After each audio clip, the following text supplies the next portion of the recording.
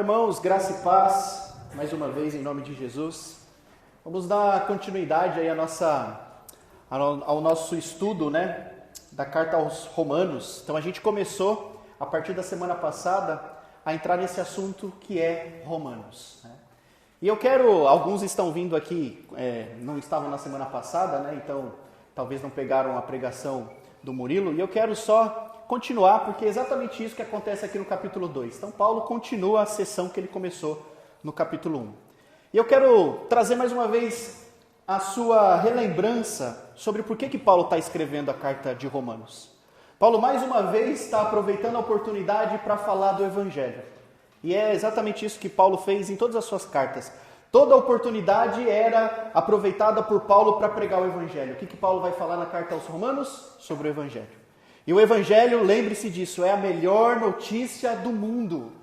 O Evangelho é a melhor notícia do mundo, porque o Evangelho mostra para nós aonde nós estávamos, e o Evangelho mostra para nós o que Deus fez para nos tirar de lá. Então nós vimos isso na semana passada, nós por causa do pecado lá que começa em Adão, nós pecamos também, nós temos essa natureza pecadora dentro de nós. Então, o pecado está dentro de nós, nós pecamos contra Deus, nós ofendemos a Deus e a ira de Deus está sobre nós. E o que o Evangelho apresenta para nós é que nós não podemos nos salvar. Nós somos incapazes de nos salvar. Nós precisamos de um Salvador. E esse Salvador é Jesus. Então isso é o Evangelho da salvação, que Paulo mais uma vez vai apresentar para nós aqui na carta aos Romanos. E para mostrar que nós precisamos desse Salvador, Paulo vai lembrar de onde a gente veio. E lá no capítulo 1 ele vai falar da degradação humana. Ele vai falar de tudo que a nossa natureza pecadora produz. E aí você lembra da pregação da semana passada. Então é aquilo ali que a gente produz. É aquilo ali que o nosso coração carnal produz longe de Deus. Mas Deus demonstrou sua graça, seu amor, a sua misericórdia para conosco. Quando ele enviou Jesus Cristo. E ele veio, e ele viveu, e ele morreu na cruz. E o que estava segurando, e essa frase é maravilhosa, porque o que estava segurando Jesus na cruz não eram os pregos. O que estava segurando Jesus na cruz eram os meus pecados. O que estava segurando Jesus na cruz eram os seus pecados. Foi exatamente isso que Jesus veio fazer. Então Jesus veio morrer por nós. E aquilo que nos separava de Deus, o maior problema do mundo, naquele dia foi resolvido. E o que ele espera de nós? Fé. Isso é o Evangelho. Fé, acredite. Tenha fé no que ele fez na cruz. Tenha fé na sua obra, que pode nos salvar. Tenha fé no que ele fez, do seu sangue precioso, poderoso. Tenha fé e você pode ser salvo dos seus pecados e pode herdar a vida eterna. Aí a pergunta que vem na nossa mente entendendo o Evangelho é, sabendo de tudo isso, que Deus nos criou, que o plano é dele, conhecido desde a eternidade, que foi Jesus que veio, que foi Jesus que realizou essa obra, que foi ele que morreu na cruz. A pergunta que fica é, qual é o nosso mérito no meio de tudo isso? Qual é o nosso mérito nesse processo? Nenhum. Nós não temos mérito nenhum na nossa salvação. É um presente dado por Deus. E entendendo isso, entendendo que a salvação é um presente dado por Deus, nós entramos agora no capítulo 2, onde Paulo vai dar um alerta para nós. Paulo vai dar um aviso. O capítulo 2 é para que a gente olhe a nossa fé. O capítulo 2 é para que a gente olhe ao nosso coração, para que a gente analise as nossas intenções mais profundas. Então Paulo começa o capítulo 2 dizendo no verso 1, vamos reler comigo. Portanto, você que julga os outros é indesculpável, pois condena você mesmo naquilo que julga, visto que você que julga pratica as mesmas coisas. Então Paulo vai começar esse capítulo 2 nos lembrando, já que nós não temos mérito nenhum na nossa salvação, quem somos nós para querer julgar as outras pessoas? É sobre isso.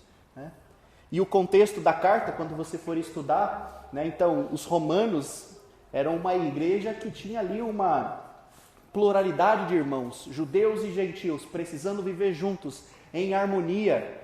E aí alguns judeus que leram talvez o capítulo 1, podiam olhar para os gentios e falar assim, aí ó, olha tudo que eles fazem, olha tudo que eles pecam, olha essa lista enorme de pecados.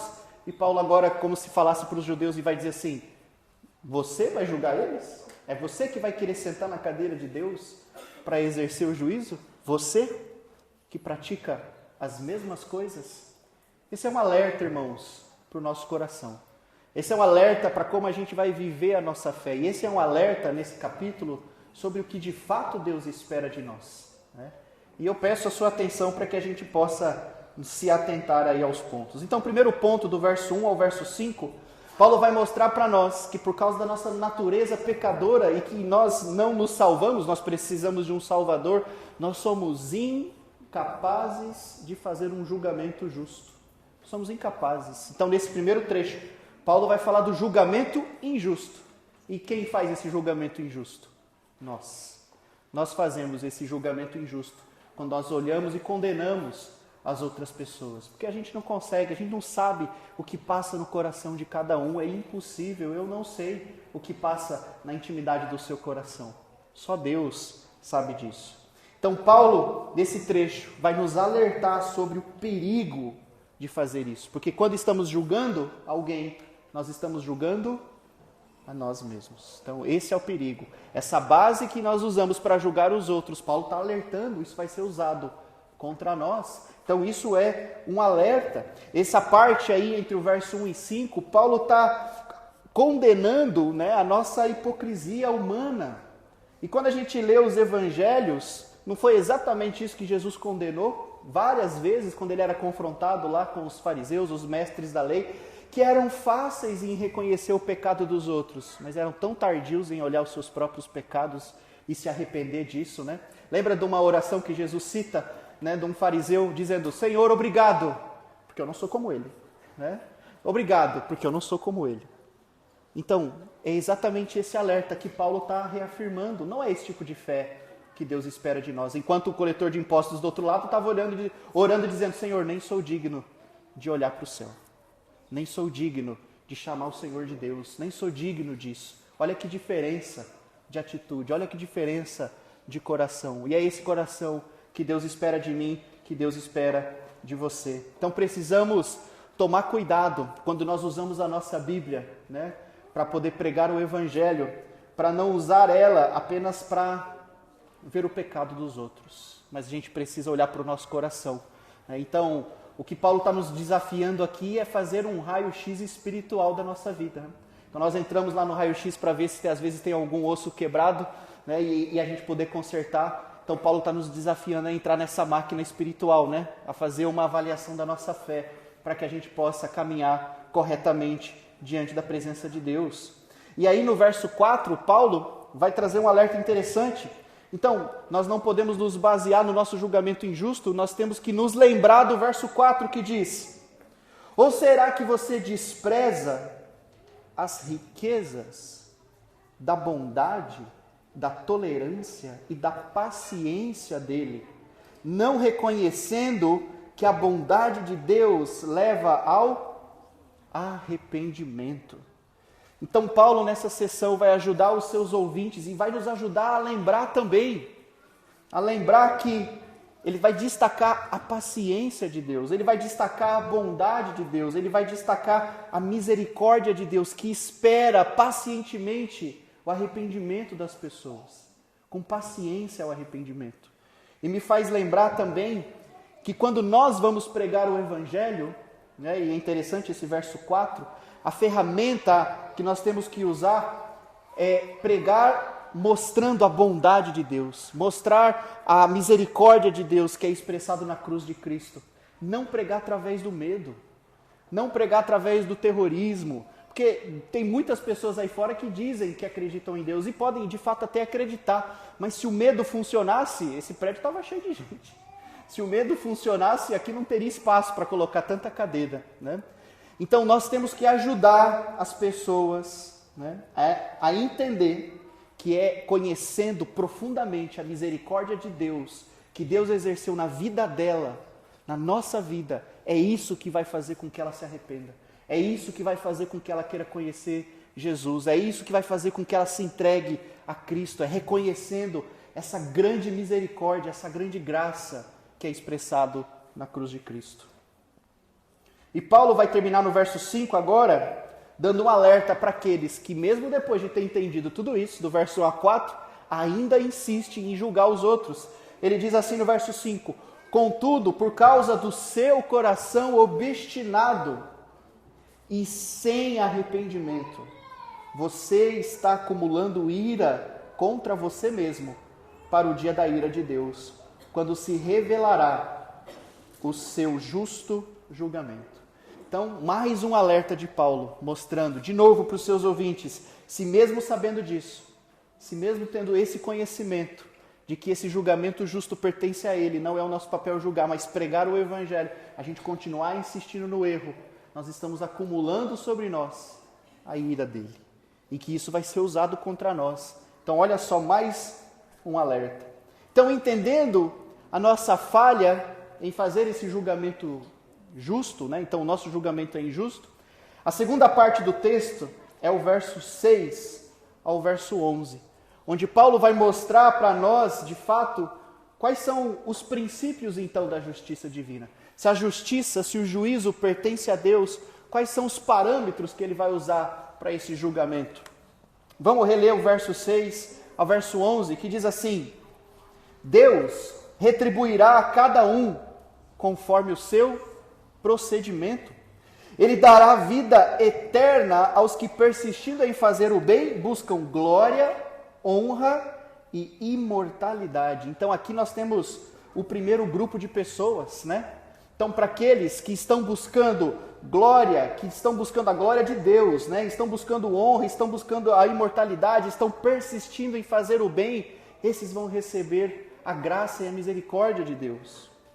E aí ele continua no verso 8, mas o outro grupo de pessoas, para os que buscam os seus próprios interesses, para os que rejeitam a verdade, para os que seguem a injustiça, haverá ira e indignação, haverá sofrimento e angústia para todo ser humano que pratica o mal, primeiro para o judeu e depois para o grego.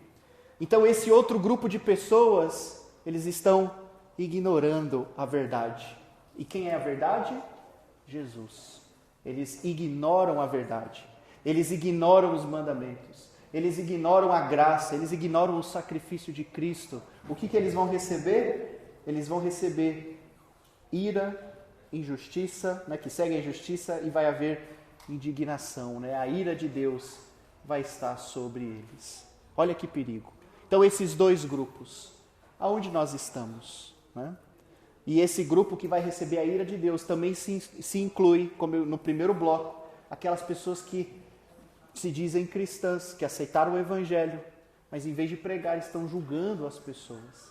Qual dos dois grupos nós estamos vivendo? A terceira parte do texto,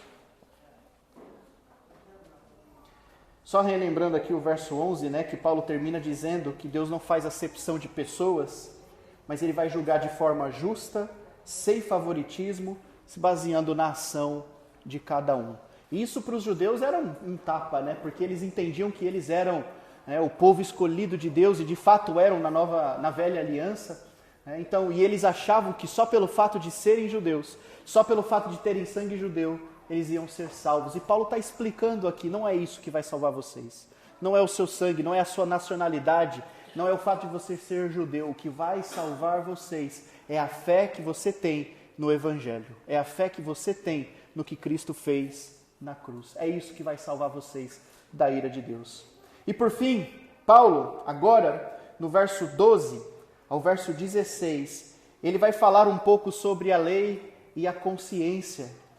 E a gente precisa se lembrar, né, do fato de que os judeus, eles se vangloriavam pelo fato deles terem a lei. Eles se vangloriavam pelo fato de ter a lei. E Paulo vai dizer para eles no verso 13, olha só que interessante.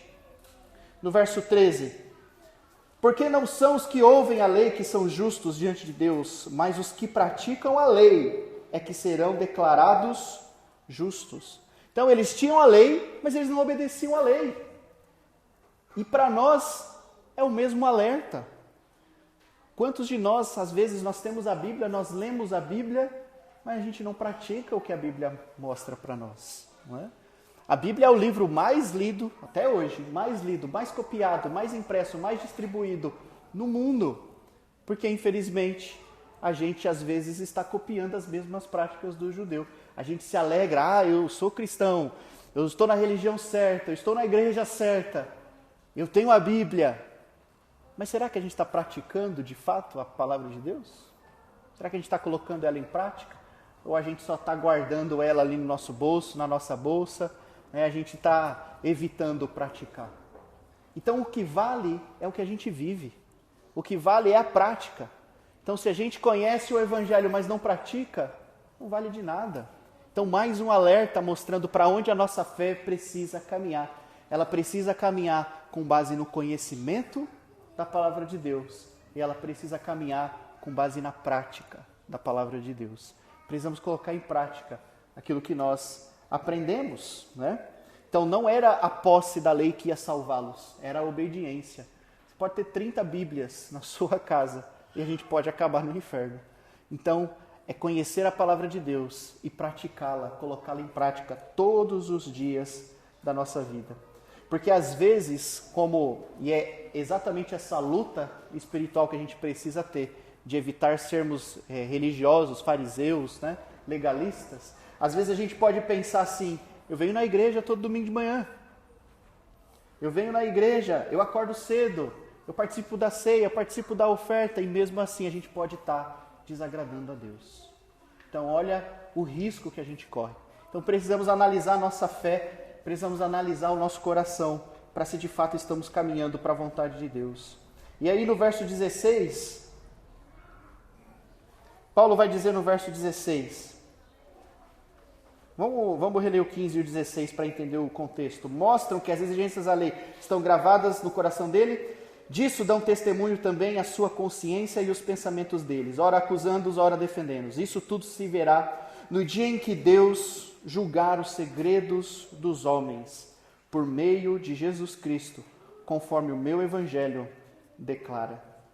Então um dia, e esse é o alerta final de Paulo nesse texto, um dia Deus vai julgar todos os segredos dos homens. Né? Então para trazer mais porque o segredo dos homens está lá fora, né? Então, para trazer para o pessoal, um dia Deus vai julgar os meus segredos mais ocultos. Aquilo que eu faço, que ninguém vê, só Ele.